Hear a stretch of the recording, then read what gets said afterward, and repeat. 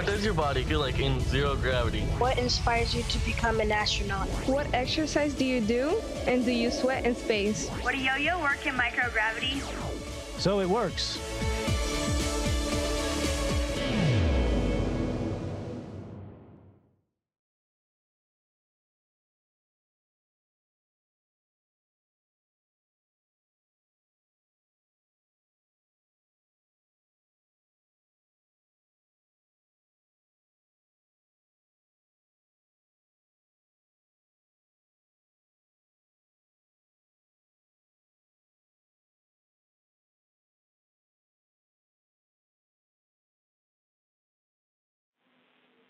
Station, this is Houston on Space to Ground 2. Are you ready for the event? International Space Station is ready for the event. NASA Internship Program, this is Mission Control Houston. Please call the station for a voice check. NASA, this is Intern Space Program. How do you hear me? NASA interns, welcome aboard the International Space Station. I hear you loud and clear. My name is Ariana. I'm an intern here at JSC, and on behalf of interns at every center watching this event, I want to thank you for taking the time to speak with us. To kick it off, we're going to ask our first question live here at JSC. Hello, my name is Thalia Petrinos, and I'm an intern with Safety and Mission Assurance. And my question is, how often do you get behind schedule, and what do you do when that happens? Yeah, getting behind schedule, it's going to happen to someone just about on every day, each and every day, just a little bit. And the ground is really good about keeping an eye on things and trying to manage the schedule for us. And of course, we keep an eye on each other's schedules. And if someone's getting behind and you're a little bit ahead, you go and help your buddy out. Hi, my name is Shayan, and I'm an intern with the Space Radiation Group here at JSC. And my question is, how do you think educators can inspire students at all ages to have successful careers in STEM and other fields? Well, for STEM fields in particular, I mean, we do really cool stuff, and making real-world connections for the principles you learn in elementary, middle, and high school, and even university, connecting them to real things, I think is absolutely critical. And you guys are getting that here working at NASA as part of your university experience and high school experience as for interns, working as interns. Based on what you see from the ISS, where would you most like to visit on Earth and why? We talk about that all the time, and the list gets longer each and every day.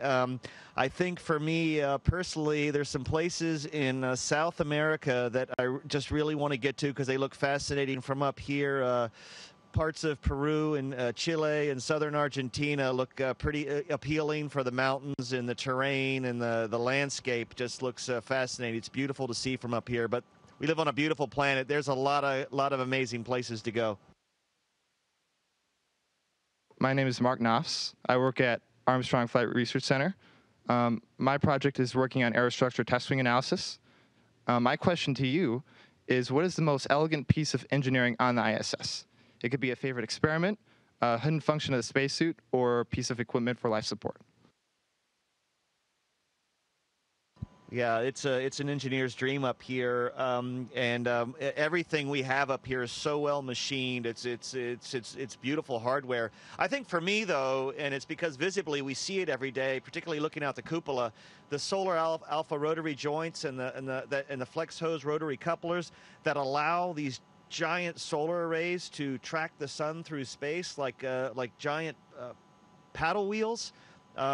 It's just a really impressive thing to see, and it enables us to generate the electricity we need to carry out all the stuff we do on a day-to-day basis up here.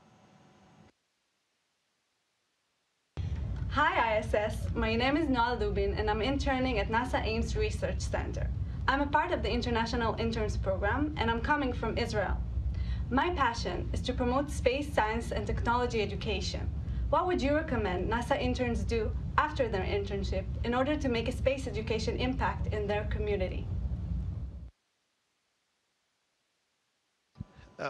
that to me is a pretty straightforward one. Get involved in your local elementary schools as a volunteer and share your enthusiasm, your voice, and your experience with young children, and let them see what it is you do, what inspires you, and what motivates you, and show them what kind of things are out there for them to do. Your enthusiasm will be infectious.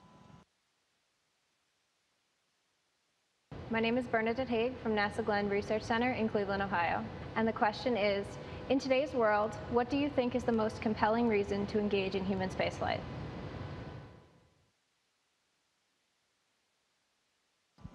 There's the science that we do up here that benefits us directly on Earth and also helps us plan further missions out into the solar system. But you know, we watch the news up here every night, and you know, we're aware of what is going on in the world, and the fact that we have found a higher plane of agreement. We have 2 Russians, 3 Americans, and a German right now. I was up here with a Japanese astronaut earlier, and we have found something we all believe in, and the operations both here and on the ground are seamless. Because we all believe in the same thing, and I think that there's a really powerful message to all humans about what we as a species are capable of when we put aside differences and focus on higher objectives as a species. Hello, my name is Emily Beckman. I'm a recent graduate of the University of Tennessee in Knoxville, and I'll be attending graduate school at Purdue University in the fall. I'm here at NASA Goddard, and I was wondering, is there anything that you would recommend young NASA engineers keep in mind as we design for future human spaceflight? Hey, a shout out to Goddard. I grew up not too far from there, and Drew Feustel's waving his arms up and down because he's a Purdue alum. It's just good to, I don't mean to be trite when I say this, but just remember you're designing it for human spaceflight, and there's a very human component that needs to be involved in the engineering process, not only for interaction with machines, but just for living and day-to-day kind of human activities. We can't lose sight of that when we build space systems. Hi, my name is Gigi Pabor, and I'm at NASA headquarters. It sounds like training to become an astronaut is very challenging physically, mentally, and emotionally. Did you ever consider giving up, and what made you persevere?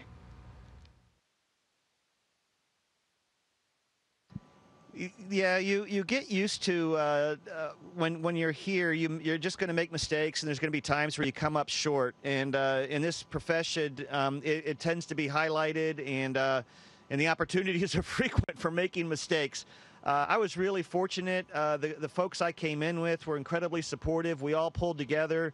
I never got the impression that someone was trying to look better than anyone else. We really tried to succeed as a group and as a team. And to be honest, the people, the experienced astronauts who were here seemed to be of the same mindset. So, you know, the old saying, cooperate to graduate. And we kept that in mind, and I think we've all gone on to successful careers here at NASA. Hi, my name is Joe Cloud, and I'm an intern at NASA Langley Research Center and a computer engineering major at UT Arlington. And my question is, do you ever prank each other in space?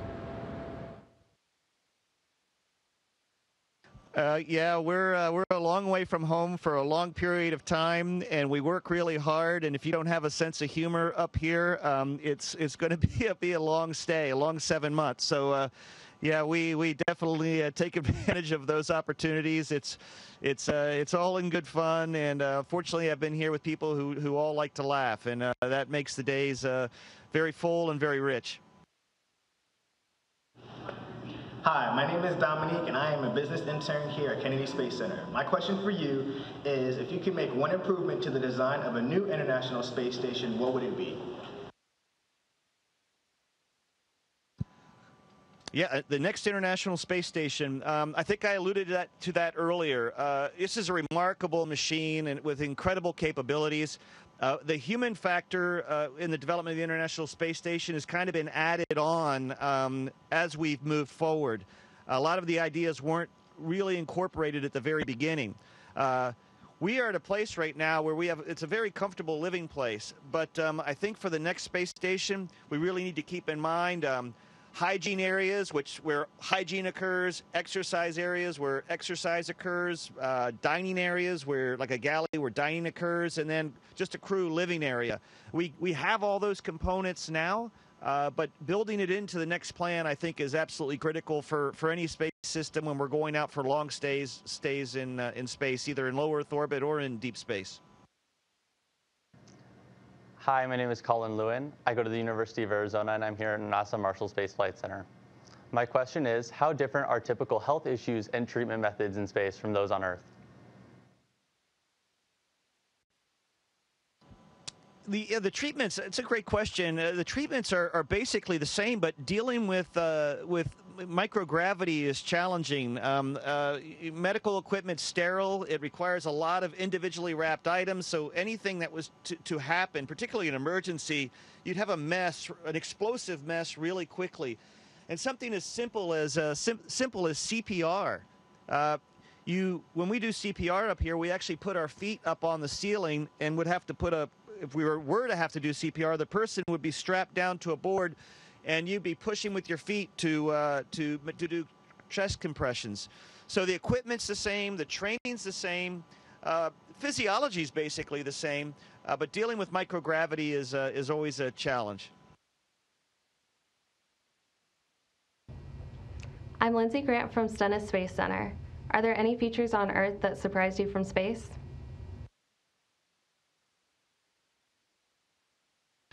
You know, this is something that is, the Earth is something that has revealed itself differently to me each and every day I've been up here, and I've been up here for over four months now, and we arrived on March 22nd. So every day there is something different that I see that you just look down and you can't believe it. Today I saw Victoria Falls. I got a quick look of Victoria Falls. We were flying over South Africa and then Zimbabwe and Zaire. And seeing a waterfall with the naked eye. Now, it was just a small bit of white foam in the river, but from the ISS, just these subtle things that are, you know, when you see them up close, they're just so full of grandeur. It's every day is, when you get a chance to look out the window, is a good day. Hello, my name is Bernhard from the University of Notre Dame. My question is about working with an international crew. How hard and how important have you found it to get past language and cultural barriers to work as a team? Yeah, I was very fortunate. Before I came to NASA, I had lived internationally for 11 years, so I was used to living in different places with different people and different ideas. And to me, it's always been an enriching experience. My life is fuller because of that experience. And coming up here and sharing the training flow with Russians and Japanese and German and other nationalities it's been a real joy. And our time together up here is really special as well. We still learn from each other. We learn about different holidays, different ideas, different notions of the way things should be done.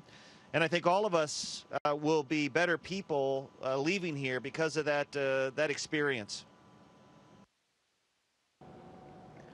All of us here today work on projects for NASA in some capacity, and there are lots of interns listening in to this conversation. Are there any specific pointers you can give to NASA interns who seek to go into space and one day be on the ISS or the Moon or Mars?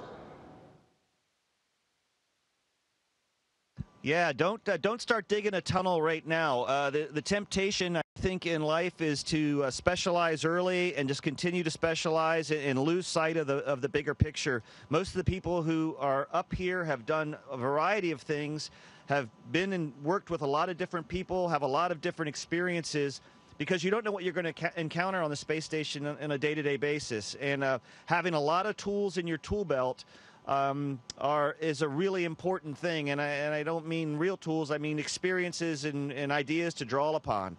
So I think it's great if you find your passion and you pursue it, but don't lose sight of the bigger picture. NASA and all the international space agencies look for people with very diverse backgrounds who have done a lot of different things in different environments with different people. Hi, my name is Nathaniel Bujolaigir. I work at Armstrong Flight Research Center on Prandtl D. My question for you is, what are the most difficult aspects mentally and physically, to living on the International Space Station?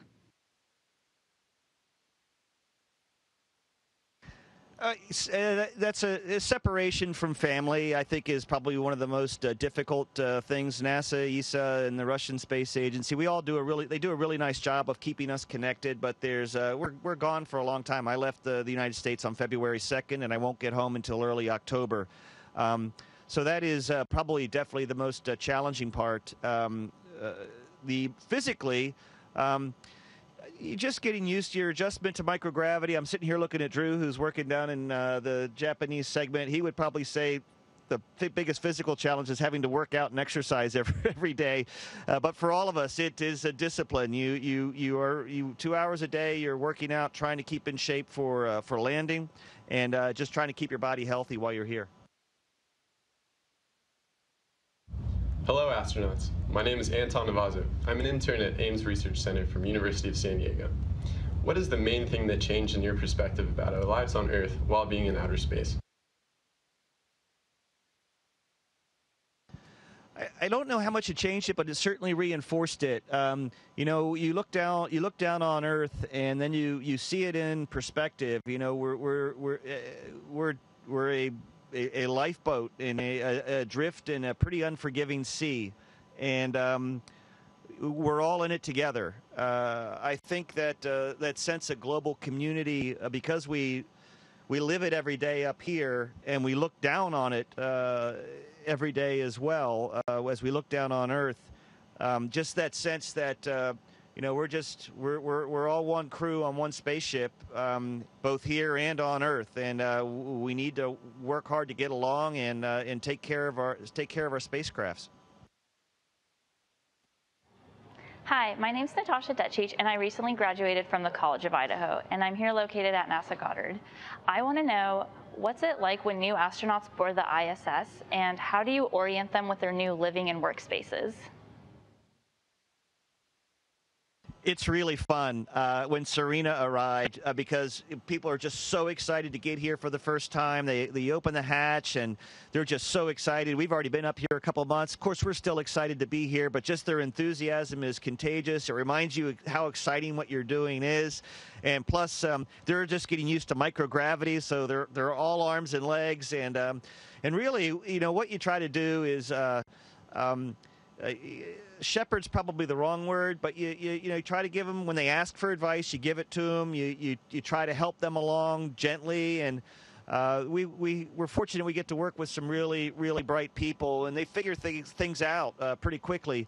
But while they're figuring it out, you just do all you can to just support and help them, and make sure they're getting all the things they need, and so they can focus on what they have to do while they're here. Hi, I'm Megan Eighetti, an intern at NASA headquarters. My question for you is there anything that helped push you forward on your path to becoming an astronaut? Well, I learned a lot of values from my parents and my teachers about hard work and perseverance and also curiosity. I think if nothing else, I still wake up each day excited about learning new things, and I think the curiosity is really the key to a job like this. You need to be able to look at each day anew and say, wow, this is there's opportunity here for me to learn more about this or something else that is revealed to you that I haven't even seen before. So I would say curiosity. Hi, my name is Wissam Lipak from Purdue, and I'm currently a Loads and Dynamics intern at NASA Langley. The journey to Mars will take several months, so there's bound to be some free time. What sort of zero-gravity games or activities do you recommend to play? We actually played, I think, the first game of tennis on the International Space Station. Drew brought some small rackets. We actually were able to fashion a net. We decided that you could hit the ball under the net or over the net because you could orient yourself anyway in space. But you're right, play is important, and just about any game when you're free of gravity becomes something new, exciting, and challenging. And it's a great way to end a week or to spend a few hours on a weekend. Hi, I'm Nicole. Nicole. I'm a spaceball intern at Kennedy Space Center. My question is, what does a typical day look like on the space station? We have about a 12-hour day scheduled. We start with a morning meeting around 7:30 in the morning. We have an ending meeting 7:30 at night. We have a couple hours of exercise. We have time to eat. And then the rest of our day is largely planned out by us for the ground. So we wake up, look at our schedule, and get started. The good part about being here is that no 2 days are alike. Although your schedule largely is what it is, the events within the schedule, there's always something different. I haven't had any 2 days where I felt like, wow, I just did all of this yesterday. There's just always something new. Hi, my name is Kayla Roberts. I go to California State University Channel Islands, and I'm here at NASA Marshall Space Flight Center. My question is, did you notice any physical changes that happened after you got there? Sure, yeah, we all grew a little bit. Our spine elongates a little bit. When we get up here, I probably grew a half an inch or so. I'll lose all that immediately upon landing. Also, free of up here in microgravity, the fluids that normally accumulate towards your feet can float elsewhere, and so I noticed initially, and even some days, the fluid that would normally be in the lower part of your body can float up to your head. And sometimes you can get congested. You feel a little bit of pressure, behind your eyeballs. So subtle things like that are very striking when you first arrive to the space station. Hey there, my name's Alexander King from Stennis Space Center. My question is, what do you think you'll miss most about being in space? I'm sure while you're up there, you could go for a steak or any other activity. So what do you think you'll miss most once you're back here on Earth? I'll definitely miss the people that, the shared experience that I'm having with the folks who are here. Three of us will go home together, and we'll leave Alex, Serena, and Sergey behind. And that camaraderie I will definitely miss. I mean, we'll see each other again, but it'll definitely be different. And but it'll be a unique shared experience we have, for the rest of our lives. The interaction with our ground team, who work so hard to make our life as full and enjoyable as possible during our stay here, and certainly just the view out of our window. Hi, Ricky. I'm Abby from NASA's Langley Research Center. I'm Shaniqua Vereen. I'm a Pathways intern at JSC. We'd like to thank you for your time today. This was an intern event by NASA interns, and we'd really like to thank you for taking the time to speak with us today. It was absolutely great spending part of your day with you. I appreciate everyone's questions, and I appreciate all the energy and enthusiasm you guys bring to NASA. We benefit immensely from having you as part of the NASA family, and I look forward to hopefully meeting with some of you when I get back, and certainly working with some of you in the future. So all the best. Station, this is Houston ACR. That concludes the event.